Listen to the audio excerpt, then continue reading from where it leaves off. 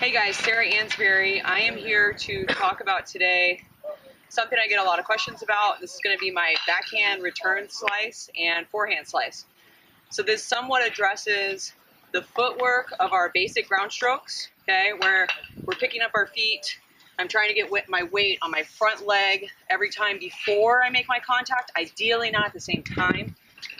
What I'm going to show you today, it's fairly simple, but it's also really difficult because we tend to overuse this or try to do too much when we're making this type of shot.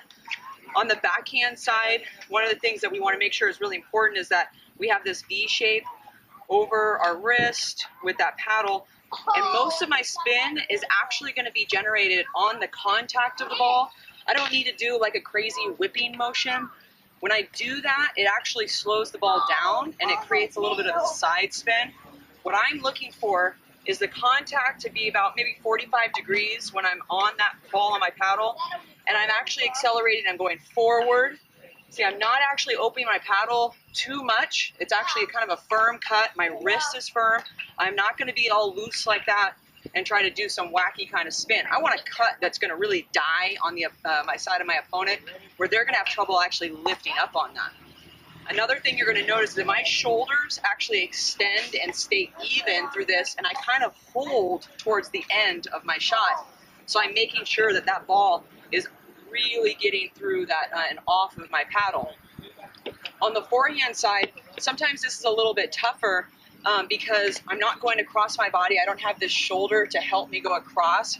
I actually have to rotate myself with my left shoulder in front, and I've got this side to stable my body, and I need this space. See how far my paddle is away from my body? It's not tucked in here with my elbow. I want this range, so I'm actually using my shoulder for most of it, and again, the contact is going to create most of that cut, where I'm just really pushing under the ball. I'm not like whipping it down towards the ground. I'm going forward. I'm using the momentum of my body to create that spin, again, for it to die down. The important thing is to stay even and level with both of my shoulders. I'm not going to drop. I'm not going to, dive into it or do some crazy shot. What I'm looking for is high consistency when I'm hitting this ball. If that ball keeps dropping in the net, well, that probably means your shoulder, your front shoulder is dropping into that. So we want to make sure that's staying up and even, and the weight, again, is carried forward with our legs. This is a pretty advanced shot, okay?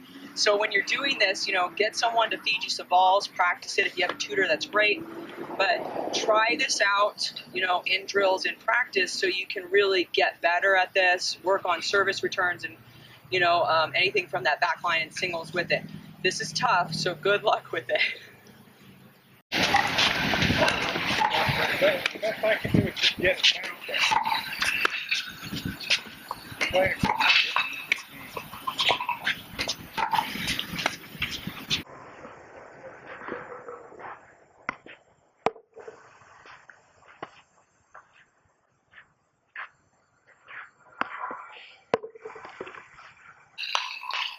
Notice on the finish of my follow through that my paddle is almost parallel to the ground, and then I'm holding towards the end of my extension to make sure that the ball is entirely left my paddle.